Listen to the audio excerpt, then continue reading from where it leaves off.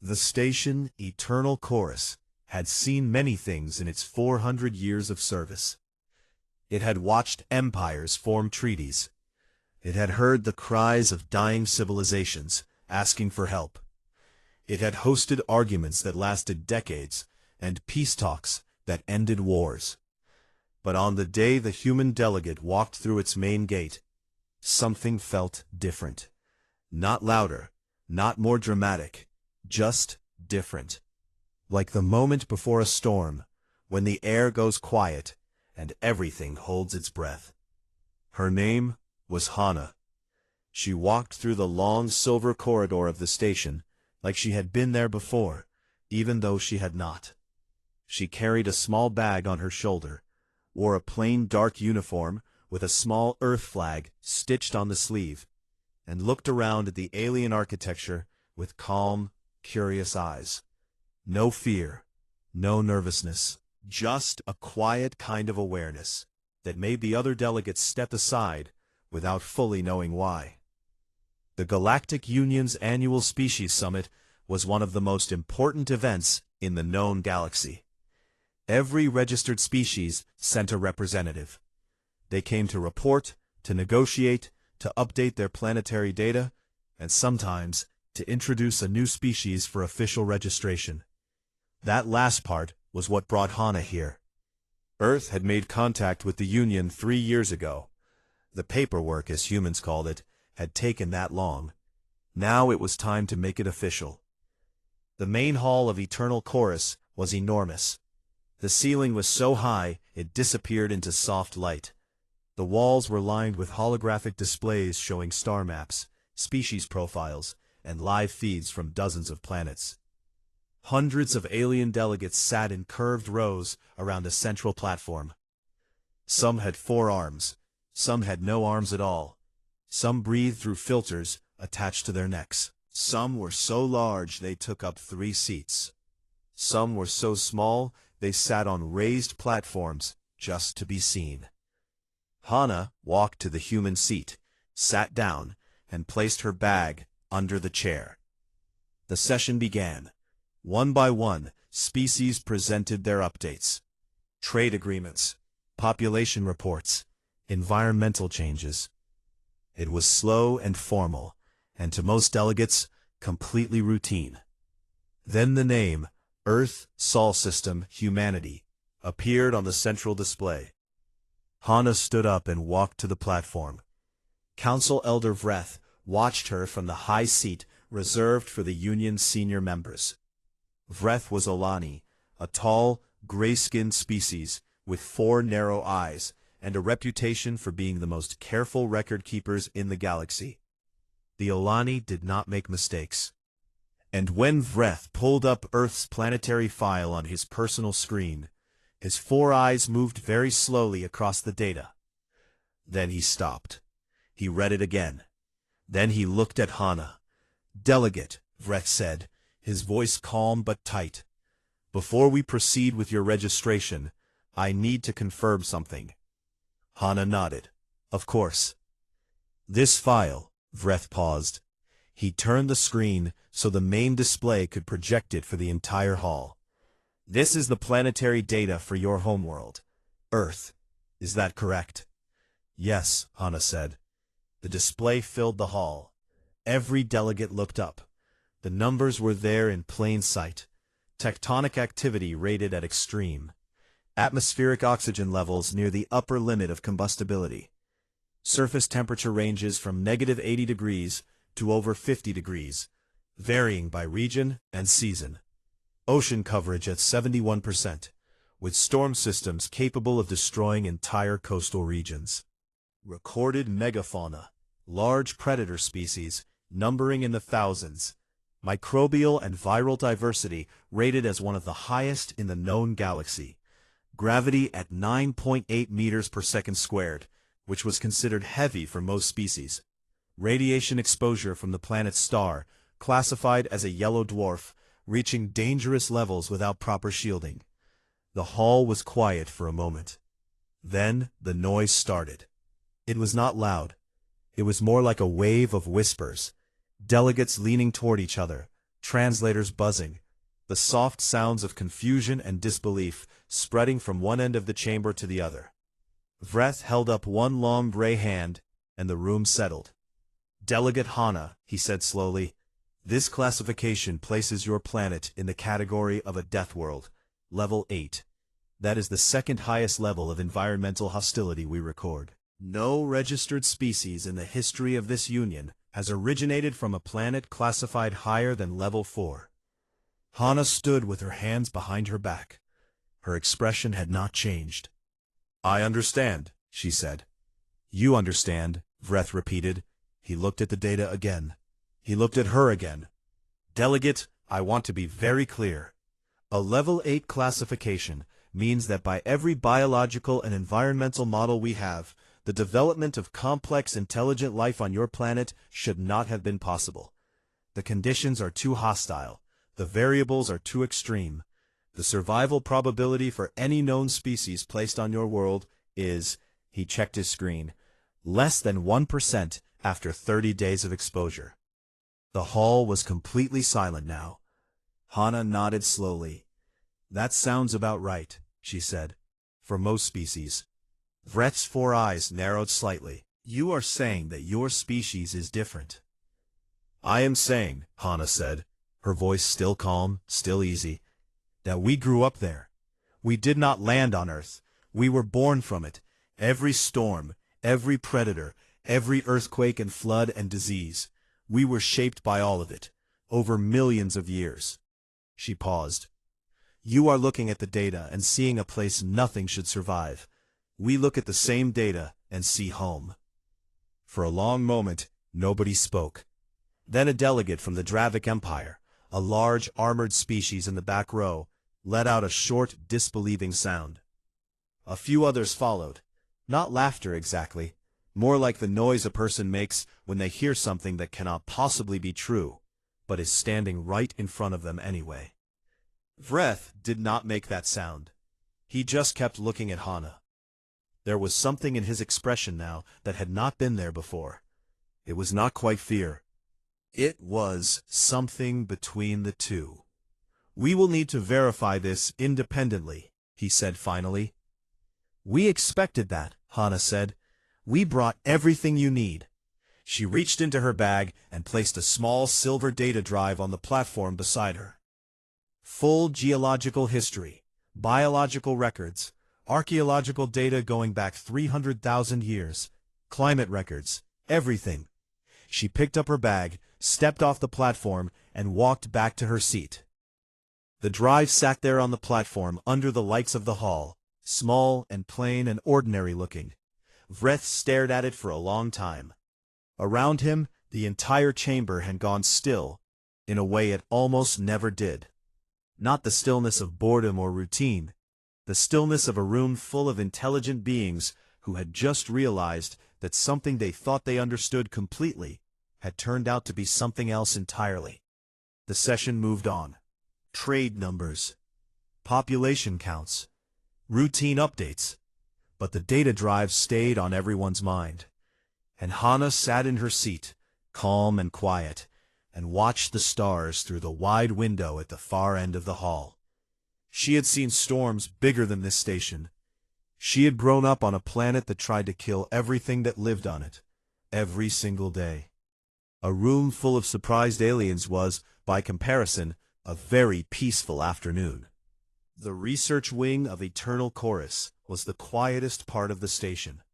No trade talks happened there, no political arguments. Just long white corridors, soft lighting, and rooms full of scientists who preferred data to conversation. It was, in the opinion of most of the researchers who worked there, the best part of the entire station. That changed the morning after Hana's presentation. The conference room reserved for xenobiology reviews was packed in a way it had never been before. Every seat was taken. Delegates who did not normally attend scientific briefings had shown up early and stood along the walls. Some had brought their own screens. Some had pulled up Earth's planetary file the night before and had not slept. The room had the feeling of a place where something important was about to happen, and everyone knew it. and nobody was quite sure they were ready. Rion stood at the front of the room. He was Earth's senior xenobiologist on the mission, and he looked exactly like what he was. A scientist who had spent most of his life studying living things, which meant he had a certain calm to him, the kind that comes from spending years watching nature do things that should not be possible, and learning to take notes instead of panicking. He was younger than most people expected. He had a plain face, short black hair, and the relaxed posture of someone who was very comfortable being in front of a crowd. He let the room settle for a moment. Then he pulled up the first display. Earth's full environmental profile appeared on the wall behind him. It was more detailed than the summary Vreth had shown the day before. Much more detailed. "Let's start with the basics," Ryan said. He pointed to the gravity reading, 9.8 meters per second squared. He explained that this was significantly heavier than the galactic average for inhabited worlds.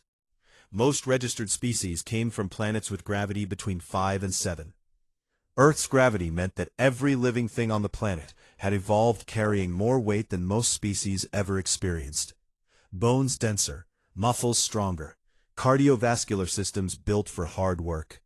Even the smallest creatures on Earth, he explained, had a physical toughness built into them by a billion years of heavy gravity evolution. The room was quiet. Scientists were taking notes. Ryan moved to the atmosphere. "Oxygen at 21%, he said. He let that number sit for a moment, because he knew what it meant to the biologists in the room. An atmosphere with that much free oxygen was, technically speaking, not far from being able to sustain open combustion naturally. It was the kind of air that burned easily, the kind of air that, combined with Earth's abundance of dry vegetation and lightning storms, produced wildfires on a scale that would be considered a planetary emergency on most worlds. On Earth, Rion explained, wildfires were common enough that entire ecosystems had evolved specifically to survive them. Some trees, he noted, only released their seeds after being exposed to fire. They needed the burning to reproduce. A small gray-skinned Olani researcher in the third row stopped writing and looked up. Rion moved on. He brought up the predator data. This was the part of the presentation where the room changed. Up until now, the scientists had been processing the information with the measured focus of professionals. Gravity numbers, atmospheric chemistry, temperature ranges. These were things they could hold at a distance and analyze. The predator data was different. It had names, it had images, it had recorded behavior. Rion walked through it methodically. He started with the ocean. Earth's oceans covered 71% of the surface and went down, in some places, nearly 11 kilometers. The things that lived in those depths had never seen sunlight. They had evolved in total darkness, under pressure that would crush any standard-issue exploration suit, in water cold enough to stop most biological processes. And they were alive, active, hunting. He moved up through the water column. Mid-ocean predators, coastal hunters. Then he reached the surface and the land. Large land predators, pack hunters with coordinated social strategies, ambush predators with near-perfect camouflage, fast runners built for endurance rather than speed, animals that could not outrun their prey, but could chase it, without stopping, until the prey collapsed from exhaustion. Rion explained this particular hunting method, called persistence hunting, and the room became very still. The prey dies, Rion said simply, because the predator refuses to stop. He showed the size comparisons. Creatures larger than most alien delegates had ever seen outside of geological records. Creatures small enough to be invisible that could end a life in hours through venom or disease. And everywhere, layered through all of it, an ecosystem of such staggering complexity and competition that survival required constant awareness, constant adaptation, and constant effort. "How did you survive?" asked a researcher from the back. It was not a rude question. It was a genuine one. The voice behind it sounded almost distressed. Rion smiled a little. We became part of it. We did not stand outside of Earth's ecosystem and survive despite it. We grew up inside it. We competed with everything else. We lost a lot early on, but we adapted. We got better at it, and eventually, he paused and pulled up the next slide. We started doing this. The image on the wall showed a human settlement, maybe 10,000 years old, based on the geological dating in the corner. It was built on the edge of a river delta, in a region that Earth's own records classified as high risk for flooding, seismic activity, and large predator encounters. The room looked at the location, then back at Rion. "You built there on purpose?" someone asked. "The soil was good," Rion said. "Good soil matters more than safety if you are hungry enough." He moved to the next image. A modern human city built on an active fault line. Then another, built in a region that flooded regularly. Then a research station built inside a volcanic zone. "We learned to manage the risk," he said. "We did not leave the dangerous places. We figured out how to live in them." He pulled up the domestication records. This was the part that finished what the predator data had started. The room had been unsettled. Now it went somewhere past unsettled. The records showed a list of species that humans had domesticated over their history. Rion went through them one by one. Some were large grazing animals, which most species would consider reasonable to tame. But then he reached the others. Wolves, pack hunters that had, before domestication, competed directly with humans for prey, now kept as companions and working partners. Large wild cats, tamed and bred into domestic variants. Enormous working animals used for agriculture and transport. And then Rion showed the part that made the Olani researcher in the third row put down her stylus entirely. "We kept some of the predators," Rion said, "not as captives, as family members. We brought them into our homes. We bred them. We raised them alongside our children." The silence in the room was total. Vel, the lead Olani xenobiologist, had been sitting with perfect professional composure for the entire presentation. She was known across 3 species coalitions for her careful, unshakable scientific discipline. She had reviewed extinction events without flinching. She had studied biological catastrophes with calm detachment. She looked at the image of a human child sleeping on the floor with a large domesticated predator curled beside it, and she said quietly to the colleague beside her, "They are the megafauna." Her colleague did not respond. He was still staring at the screen. Rion finished his presentation with Earth's microbial data, the number of pathogens, the mutation rates, the history of plagues and pandemics. He explained that the human immune system was, by galactic standards, extraordinarily aggressive, the result of millions of years of fighting invisible enemies in an environment saturated with biological threats. "Every human body," he said, closing his notes, "is carrying the memory of every disease that ever tried to kill our species.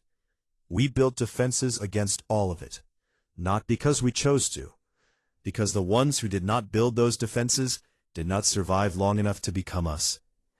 He looked out at the room. Everyone was still looking at the wall. "Any questions?" Rion asked. Nobody spoke for a long time. Then the same researcher from the back raised a hand slowly. "Just one," he said. "Do you ever miss it? Living somewhere quieter?" Rion thought about that for a moment. "Not really." He began packing up his materials. The room started breathing again, slowly, like a group of people stepping back from the edge of something very high and very deep, trying to decide whether what they had just seen was terrifying or extraordinary. Most of them decided, quietly and privately, that it was both. The second briefing was held 2 days later, in the same room. Nobody had to be asked twice to attend. In fact, the room was fuller than before. Word had spread through the station quickly, not through official channels, but the way interesting things always spread. Person to person, quiet and fast, with the particular energy of people who had seen something that they could not stop thinking about and needed to know someone else had seen it too. The topic this time was history. Dane stood at the front of the room. He was Earth's mission historian, a quiet man with the kind of unhurried way of speaking that came from spending years with very old things. He wore the same plain uniform as the rest of the human team. He had a habit of pausing before important points, letting the silence do some of the work for him. He had studied his planet's past for most of his adult life, and somewhere along the way, he had stopped being surprised by any of it. He understood that to people hearing it for the first time, though, it was going to land very differently. He started at the beginning. Humanity's earliest ancestors, he explained, appeared on Earth roughly 300,000 years ago in their current biological form. But the lineage went back much further than that. Millions of years of earlier species, all evolving on the same dangerous planet, all being shaped by the same brutal pressures. He showed the timeline on the wall, a long, slow climb from small, vulnerable creatures to upright, tool-using beings who could plan ahead, communicate complex ideas, and cooperate in large groups. Every step of that climb, Dane said, happened on a death world. He moved to the Ice Ages. There had been multiple major glacial periods in Earth's history, periods when global temperatures dropped so severely that massive ice sheets covered large portions of the planet's surface. Food sources disappeared. Entire regions became uninhabitable. Species died by the thousands. The early humans who survived those periods did so with no advanced technology. No heated shelters beyond what they could build by hand. No stored food systems beyond what they could carry or dig into the ground. They survived through adaptation, cooperation, and a refusal to stop that Dane described in the plainest terms he could find. But they survived. Then Dane reached the part of human history where civilization began. This was the section he knew would be the hardest for the alien researchers to process. Not because it was violent, though parts of it were, but because of the pattern. He showed them what happened every time a large civilization collapsed. Plague, famine, war, natural disaster. Civilizations that had taken centuries to build fell apart in years, sometimes in months. Populations were reduced. Knowledge was lost. Cities that had been centers of culture and trade became empty ruins. And then, asked Vel, from her seat in the third row. She was watching the timeline on the wall with the focused attention of someone solving a problem. And then, they rebuilt, Dane said. Every time, without exception. He showed them the archaeological record. Cities built on top of older cities. New agricultural systems developed after famines destroyed the old ones. Medical knowledge reconstructed after pandemics killed the people who had carried it. Humans did not simply recover from civilizational collapse. They recovered, and then, usually, built something better than what had existed before. The collapse teaches them something, Vel said slowly. It was not really a question. Every time, Dane confirmed. He moved to the pandemics. This part of the presentation was delivered carefully. Dane did not rush it. He walked through the major disease events in human history, plagues that killed large portions of entire continents, epidemics that swept across trade routes and took entire generations, viral outbreaks that arrived without warning and left behind grief and changed societies. He showed the mortality numbers, he showed the social disruption, and then he showed what came after each one. Quarantine systems, medical research, vaccine development, public health infrastructure that grew more sophisticated after each outbreak, built on the specific lessons that the last disaster had provided. Humans had not solved disease because they were naturally gifted healers. They had solved it step by step because disease had forced them to. They learned from death, said a Dravic researcher near the back. His voice was flat. He was not sure yet whether this was admirable or alarming. They learn from everything, Dane said. That is the pattern. Then he reached the wars. He did not present this part of human history with pride. He presented it honestly, which he thought was more useful. Humans had fought each other, extensively, over resources, over beliefs, over borders, over fear. He showed the scale of the conflicts. The numbers were large. The destruction had been significant. Entire cities, entire regions, had been burned to the ground by other humans. The alien researchers in the room watched this part of the presentation with the kind of careful silence that meant they were processing something complicated. "They fight their own kind," someone said quietly. "Yes," Dane said. "They do, or they did, at significant scale, in the past." He paused. "But that is not the only thing that happened. Look at what came after the largest conflicts." He showed them the reconstruction periods, the international cooperation agreements, the shared research programs, the treaties that came out of the worst wars, built specifically because the people who survived them wanted to make sure it did not happen again. He showed them organizations humans had built together, across national lines, across old enemy divisions, to manage resources and prevent future conflicts. "War also taught them," Vel said. She said it quietly, almost to herself. "Yes," Dane said. He moved to the final section of the presentation. This was the part he had been building toward. He pulled up a collection of video recordings from Earth. Disaster response footage. Floods, earthquakes, fires, storms. In every recording, the same thing was visible in the background. Humans running toward the disaster. Not away from it, toward it. Emergency workers, volunteers, people with no official role at all, who had simply decided to help and acted on it. "In our early history," Dane said, "when a predator or a disaster threatened a group, some individuals would move toward the threat to give the others time to escape. This behavior has roots in survival. It became culture, and then it became something that humans do automatically, without much thought, when someone around them is in danger." The room was quiet. He showed them the extreme sports data next. This was the part that broke the silence, because the silence broke on its own when people saw it. Humans voluntarily jumping from high places. Humans descending into deep cave systems with minimal equipment. Humans running long distances across environments that were actively hostile.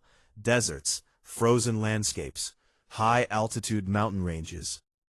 Humans placing themselves into dangerous situations, not because they had to, but because they wanted to. Because they found something in the experience of controlled danger that they described, in their own records, as pleasurable. The room made noise for the first time in 20 minutes. It was not loud, but it was the collective sound of many intelligent beings encountering a concept they had no framework for. Vreth, who had attended this session from the senior observation area above the main floor, leaned forward in his seat. "They do this," he said slowly, "for enjoyment, for the physical experience, for the sense of accomplishment, for what they describe as feeling fully alive." Vreth sat back. He had spent 400 years reviewing the histories of dozens of species. He had read about strange cultures and unusual biology and behaviors that no other species shared. He thought he had seen most of what the galaxy had to offer in terms of the unexpected. He looked down at the display, showing a human being willingly jumping off a high cliff into a narrow channel of fast-moving water far below, with a look of pure happiness on their face, and he said nothing for a very long time. Dane closed his presentation. "Every scar in our history," he said, "is also a lesson. Every catastrophe we survived made us harder. Every disaster we rebuilt after made us smarter. Every loss reminded us why we worked together. Earth did not give us an easy life. But it gave us one thing that no comfortable planet ever could." He looked out at the room. "It gave us reasons to keep going." He picked up his notes and stepped off the platform. Behind him, the timeline of human history stayed on the wall. Thousands of years of disaster, survival, collapse, recovery, and stubborn, unreasonable continuation. Nobody in the room spoke for a while. They just looked at the wall and thought about what it meant to come from a place like that. Not everyone on Eternal Chorus was impressed. Commander Oro of the Dravik Empire had sat through both presentations with his arms crossed and his broad, armored jaw set in the expression his staff had learned to recognize as deep skepticism. The Dravik were a military species. They respected strength, but they respected proven strength. Strength they had seen with their own eyes, not strength described in briefings and projected on walls. Data was data. Numbers were numbers. Oro had lived long enough to know that numbers could be arranged to tell any story you wanted. He waited until the session was finished and the room was clearing out. Then he walked to where Hana was standing near the exit, talking quietly with Ryan. "Delegate," Oro said. His voice was the kind of voice that had given orders for a long time, low, flat, carrying the assumption that it would be listened to. She was much smaller than Oro, which was true of almost everyone on the station. Dravik were large, but she looked up at him with the same calm expression she had worn since the first day, and waited. "I want to make a proposal," Oro said, "formally, before the council." "I am listening," Hana said. "We have a frontier moon," Oro said. "Dravik Outpost 7. It is classified as a Level 9 hostile environment under Union standards. No non-Dravik crew has ever completed a full rotation there. Several have attempted it. None finished." He paused. "If your species is what your presentations claim, send one of your people there. 1 rotation, standard duration, no Dravik support, no special equipment beyond what they carry in." The room had not entirely emptied yet. A number of delegates had stopped near the door when they noticed the conversation. Word traveled fast on Eternal Chorus. Hana looked at Oro for a moment. "What is the environment classification based on?" she asked. Oro listed it. Extreme cold in the night cycle. Temperatures dropping low enough to freeze most biological tissue quickly. Unpredictable atmospheric pressure shifts. High radiation exposure during the day cycle. A local predator species. Limited water sources. Thin atmosphere requiring respiratory support for most species. And a geological instability that produced ground tremors without much warning.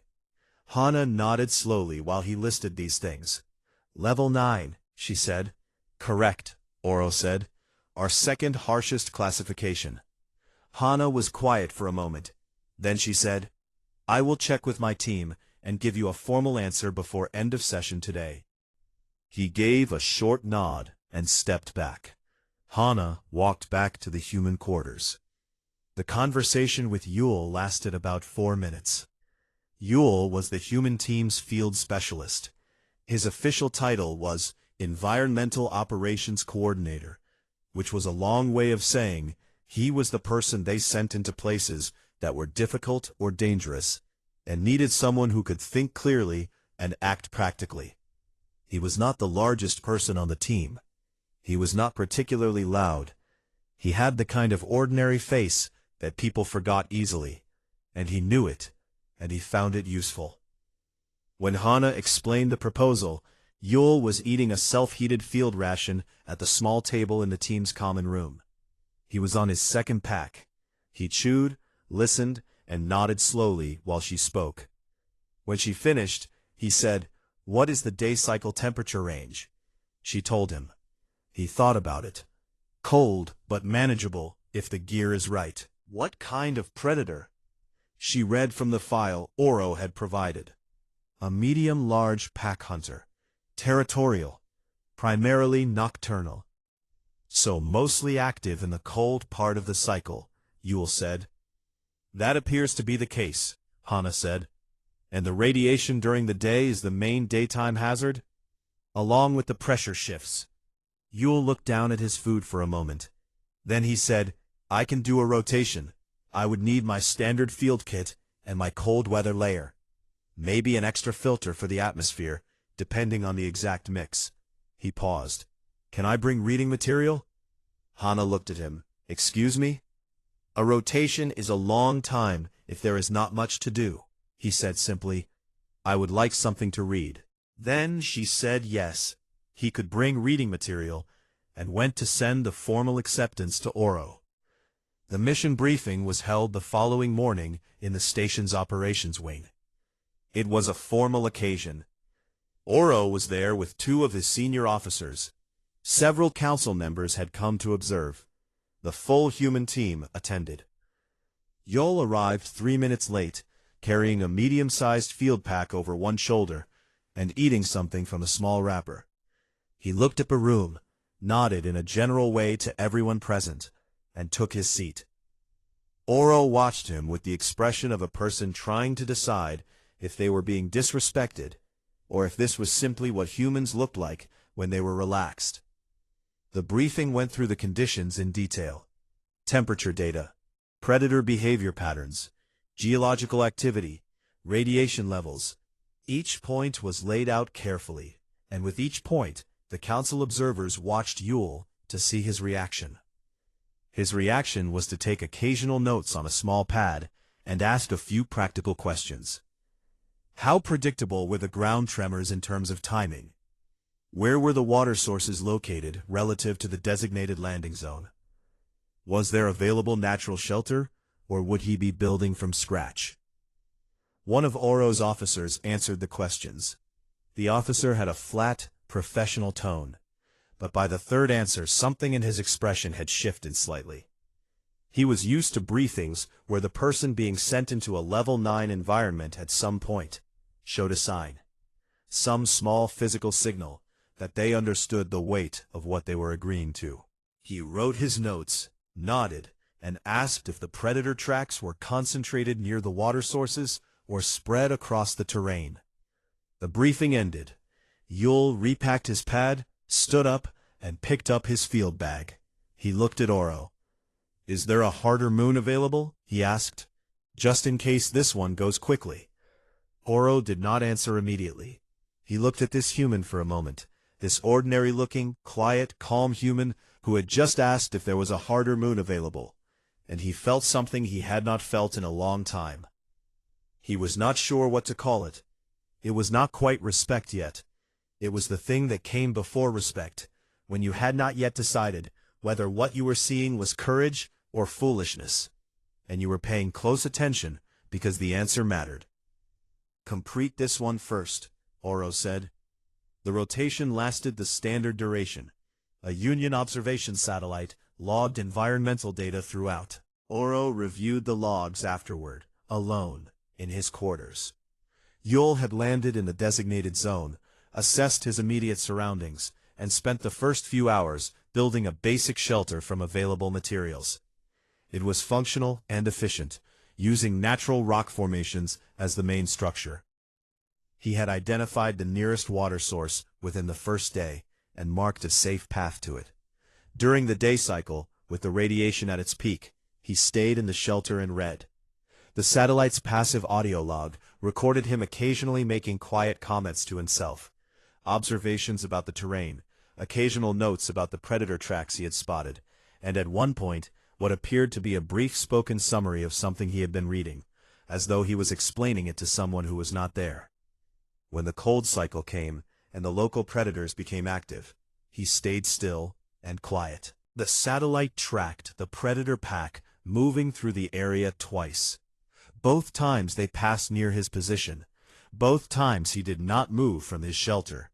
When they were close, the audio log recorded only his steady, slow breathing. On the second day, the ground tremors started. 3 in a row, moderate strength. The log showed him moving to a more stable section of his shelter and waiting until they were done. Then he went back to what he had been doing. He returned to the station 2 hours early. He came through the docking bay with his field pack on his shoulder, slightly dusty, and found Oro, Hana, and several council observers waiting for him. He set his pack down and stretched his back. "The water near the second rock formation has a decent mineral content," he said, to no one in particular. "If anyone wants to note that for future reference." He looked at Oro. "I built the shelter on a stress fracture by accident," he said, with the honest, practical tone of someone giving an after-action report. "Noticed it during the first tremor. Moved it. Not a big problem, but worth knowing for next time." He paused. The predators were curious but cautious, manageable. He picked up his bag.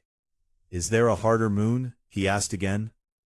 The council observers looked at each other. Oro stood very still.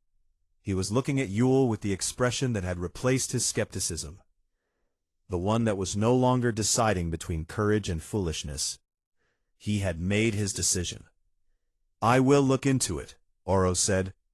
It was the first time in the entire negotiation that his voice had lost its flat, evaluating edge. It had not become warm exactly, but it had become something close to honest. And in the language of the Dravik, which was a language built almost entirely on demonstrated action rather than spoken word, that was as close to acknowledgement as it was possible to give. The final session was scheduled for the last day of the summit. By that point, the atmosphere on Eternal Chorus had changed in a way that was hard to describe, but easy to feel. It was not tense.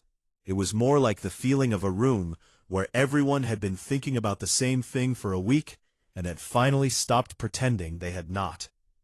The hallways were quieter than usual. Small groups of delegates stood near viewports or in corridor corners, talking in low voices.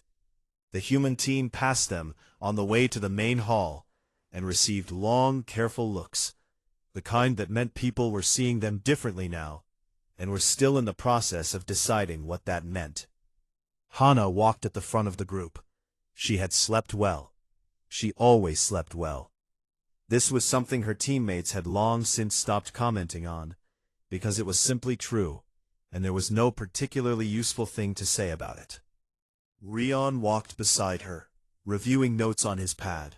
Dane walked behind them, calm and unhurried as always. Yule was at the back, eating something. They took their seats in the main chamber. The session opened with routine business, as it always did. Vreth ran through the procedural items efficiently and without ceremony. Trade update approvals, environmental report confirmations, minor policy amendments. The hall handled these things with the practiced, routine efficiency of a body that had been doing this for centuries. Then Vreth called the final item. The matter of Earth, Sol System, humanity, full membership consideration, and final statement from the human delegation. Hana stood up. She walked to the platform. She did not carry notes. She had not prepared a speech, not in the formal sense. She had thought about what she wanted to say, which was different, cleaner, she felt, than something read from a page. She stood on the platform and looked out at the chamber. Every seat was filled. The observation areas above were full too. More delegates had come for this session than for any other in the summit. Some of them had spent the past several days reviewing Earth's data independently. Some had asked Ryan or Dane additional questions through the station's messaging system. Some had simply sat with what they had heard and let it settle. Hana looked at them all. "I want to thank this council," she said, "for taking the time to review our world honestly. I know the data was unusual. I know some of it was difficult to understand. I appreciate that you engaged with it seriously." She paused for a moment. "I have heard several times this week people describe Earth as a death world. And by your classifications, they are right. The numbers are accurate. The environmental rating is fair. Your models are not wrong." She looked around the room. "But I want to explain what those numbers feel like from the inside. Not to argue with the classification, just to offer the other side of it." She reached into her jacket pocket and took out a small device. She pressed a single button, and a large image appeared on the main display behind her. It was a photograph taken from a beach on Earth's eastern coast. The ocean filled most of the frame. Deep green-blue water, white foam where the waves met the sand, stretching out to a horizon that was heavy with cloud. A storm was building in the distance. The sky above it was dark purple-gray, massive and alive-looking, moving visibly even in a still image. The wind had to be strong, because the vegetation along the dune line was bent sideways. And in the lower left corner of the photograph, standing at the edge of the water, with her feet in the wet sand, was a small child. She could not have been more than 5 or 6 years old. She was wearing a red jacket, her hair was moving in the wind, and she was laughing. Not nervous laughter, not the kind of laugh that covered up fear. She was standing at the edge of a building storm on the shore of a deep and dangerous ocean, and she was completely, entirely delighted. The chamber was silent. Hana let the image stay up. She did not explain it immediately. She let people look at it. "That child grew up on that coast," she said finally. "She learned to swim in that ocean. She learned to read the clouds before a storm came. She learned which waves were dangerous and which ones were fun. She fell off her bicycle on the path along those dunes, and got up and kept going. She scraped her knees climbing the rocks, and went back the next day." Hana looked at the image. She did not grow up afraid of that place. She grew up in love with it. She looked back at the chamber. "That is the thing our data cannot fully explain. The gravity numbers are real. The predator records are real. The disaster history is real.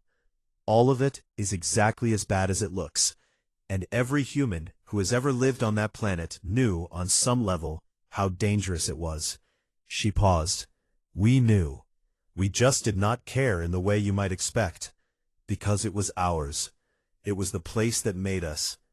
Every storm that hit us also showed us how to read the sky. Every predator that hunted our ancestors also built into us the instinct to protect each other. Every disease that nearly ended us also left behind the knowledge that defeated it." She looked at Vreth. "You called Earth a place where nothing should survive," she said, "but I want you to understand what we call it." She looked out at the whole chamber. "We call it home." She stood there for a moment, small on the wide platform, under the lights of a room full of alien beings who had come from safer planets and lived quieter lives, and had built this careful, orderly union to try to keep the galaxy manageable and peaceful. She stood there and let the words settle. Then she stepped off the platform and walked back to her seat. The image of the child on the beach stayed on the display. Nobody moved for a moment. Then Vreth began. He spoke quietly and formally, as he always did, going through the procedural requirements. The council would now consider the application. Each senior member would register their position. The display would show the result. The vote took 4 minutes. When the final tally appeared on the main screen, it showed a number that had not appeared in Union records for nearly 200 years. Unanimous. Every registered vote in favor. Not a single abstention, not a single opposition. The chamber made a sound that Hana had not heard before in her time on the station. It started in one corner and moved through the room like a wave, a low collective sound that was different from applause, different from cheering.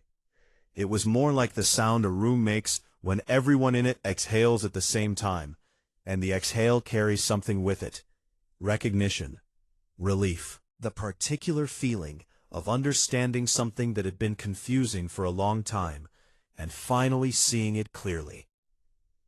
Ryan sat back in his chair and let out a long breath. Dane smiled quietly and wrote a note on his pad. Yule, beside Hana, glanced at the screen, nodded once, and went back to what he had been eating. Vreth looked across the chamber at the human team. His 4 eyes were steady and serious, the way they always were. But there was something in his expression now that had not been there on the first day. A kind of careful, considered wait. The look of someone who had learned something real.